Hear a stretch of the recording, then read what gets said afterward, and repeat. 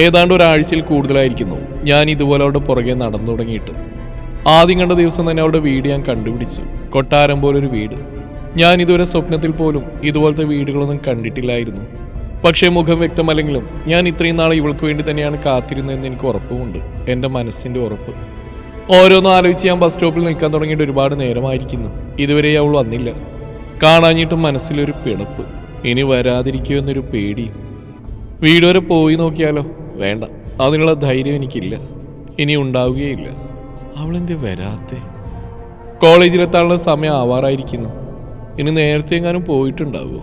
ഇല്ല, രാവിലെ തൊട്ട് ഞാനിവിടെ നിൽക്കുകയല്ലേ. കണ്ടപ്പോൾ തൊട്ട് വരുന്ന സമയം പോകുന്ന സമയമൊക്കെ ഈ മനസ്സിലുണ്ട്. അതൊരിക്കലും തെറ്റില്ല. വീണ്ടും ചിന്തകൾ എന്നെ വരിഞ്ഞു മുറുക്കി. ദാ ഓടിക്കതച്ച് അവൾ വരുന്നുണ്ട്. ബസ് സ്റ്റോപ്പിലേക്ക് കയറി നിന്ന് അടുത്തുനിന്ന സ്ത്രീയോട് ബസ് വിവരങ്ങൾ ചോദിക്കുന്നു. എൻ്റെ ഉള്ളിൽ തണുത്തു തുടങ്ങി. ഇനി പതിവ് പോലെ അവൾക്കൊപ്പം പോകണം, ഒരേ ബസ്സിൽ. അവൾ കോളേജിൽ കയറി അവിടെയൊക്കെ ചുറ്റിപ്പറ്റി നിൽക്കാനുള്ള വക എൻ്റെ പക്കലുണ്ട്. ഒരു ജോലി തേടൽ. അവിടെ ഒരു ജോലിയായ പിന്നെ അവൾക്കൊപ്പം പോകാമല്ലോ. ഒക്കെ കണക്കൂട്ടി വെച്ചിട്ടുണ്ട്. ബസ്സിൽ കയറാൻ ഞാൻ എന്നത്തെയും പോലെ അവിടെ അടുത്ത് തന്നെ നിന്നു. അടുത്തുള്ള 2 സീറ്റിൽ ആളൊഴിഞ്ഞപ്പോൾ ഞാൻ ഒന്നിലിരുന്ന് അവളെ നോക്കി.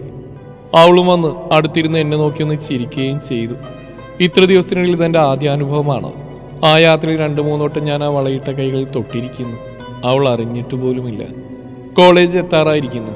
ഈ യാത്ര ഇതെന്നും ഇങ്ങനെ വേണം, എൻ്റെ ജീവിതാവസാനം വരെ. അതൊരു സ്വാർത്ഥതയാണെന്ന് എനിക്കറിയാം. പക്ഷേ ഇവൾ മാത്രമാണ് എൻ്റെ ജീവിതം. അവളൊന്നും അറിയുന്നില്ല. ഒന്നും മിണ്ടാൻ പോലും എനിക്കാവുന്നില്ല. സ്റ്റോപ്പിലെത്തിയത് അവൾ ഇറങ്ങി, കൂടെ ഞാനും.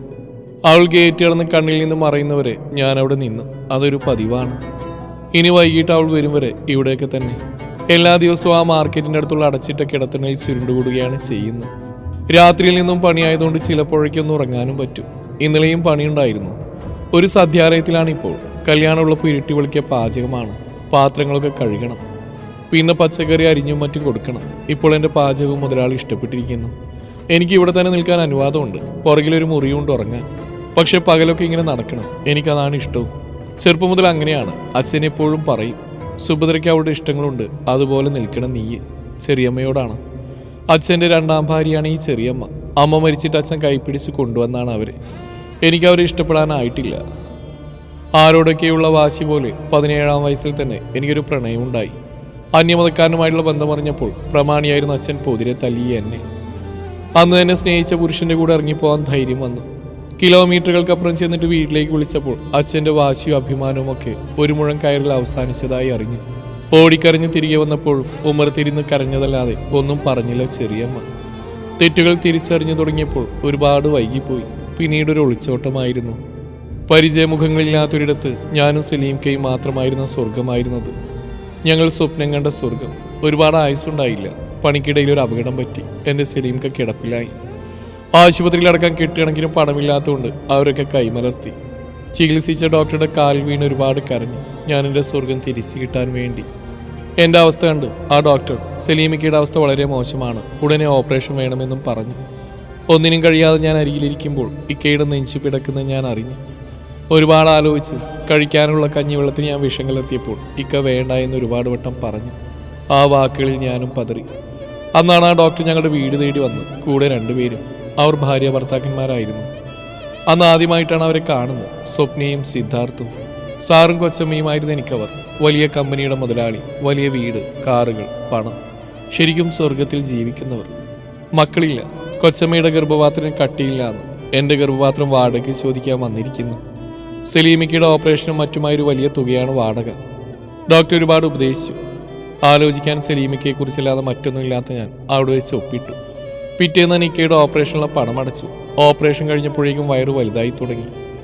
എൻ്റെ സന്തോഷം മാത്രം സാറും കൊച്ചമ്മയും നോക്കി. ഇക്കയുടെ അടുത്ത് തന്നെ എന്നെയും നിർത്തി. പതിയെ പതിയെ ഇക്കയെ എൻ്റെ വയറിന് ഇഷ്ടപ്പെട്ടു തുടങ്ങി. ഞാനും വെറുതെ സ്വപ്നം കണ്ടു തുടങ്ങി. ഇക്ക ഡിസ്ചാർജ് ആയപ്പോൾ പുതിയൊരു വീട്ടിലേക്ക് ഞങ്ങളെ കൊണ്ടുപോയി. അവരും ഞങ്ങൾക്കൊപ്പം താമസിച്ചു. എൻ്റെ വയറ്റിൽ തല ചേർത്ത് വെച്ച് കൊച്ചമ്മ വാവേ വാവേ എന്ന് വിളിച്ച് സംസാരിക്കുമായിരുന്നു. അത് നോക്കി കൊതിയോടെ സംസാരിക്കാൻ പറ്റാതെ സാറും നിൽക്കും.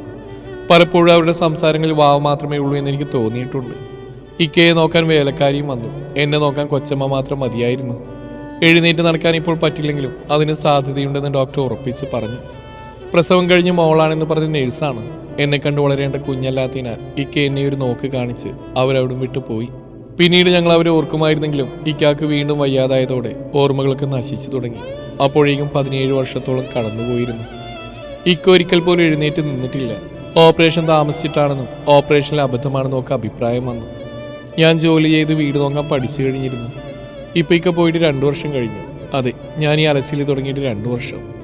മനസ്സിലെവിടെയോ ആ മോളെ ഒന്ന് കാണണമെന്നുണ്ടായിരുന്നു. അതിനാണ് ജീവനോടെ ഇരിക്കുന്നു. ഇപ്പോൾ 19 വയസ്സ് കഴിഞ്ഞിട്ടുണ്ട്. അലഞ്ഞ ഓരോ ഇടങ്ങളിലും മുഖമറിയാത്ത അവളെ ഞാൻ തേടി. ഒടുവിൽ അച്ഛനും അമ്മയ്ക്കൊപ്പം ഞാൻ അവളെ കണ്ടെത്തി, അമ്പലത്തിൽ വെച്ച്. അമ്മയുടെയും അച്ഛൻ്റെയും പൊന്നു മകളാണ്, അവരുടെ രാജകുമാരി. അവരാരും കാണാതെ പുറകെ പോയി അവരുടെ കൊട്ടാരവും കണ്ടുപിടിച്ചു. പിറ്റേന്ന് തൊട്ട് അവളറിയാതെ ഞാനുണ്ട് അവളുടെ പുറകിൽ. അവളറിയാത്ത അവളുടെ പെറ്റമ്മ. ആഗ്രഹങ്ങൾ ഏറെയൊന്നുമില്ല, ആരുടെയും നെഞ്ചിലെ കനലാവാതെ, ആരും അറിയാതെ, അവളും അറിയാതെ മരിക്കും വരെ ഇതുപോലെ കൺമുമ്പിൽ അവൾ ഉണ്ടാവണം, അത്രമാത്രം. കോളേജ് വിടാൻ സമയമായി. എൻ്റെ മകള് വരാറായി. ഒപ്പം പോകണം എനിക്ക്. അവളെ കൺകുളിർക്കെ കാണണം.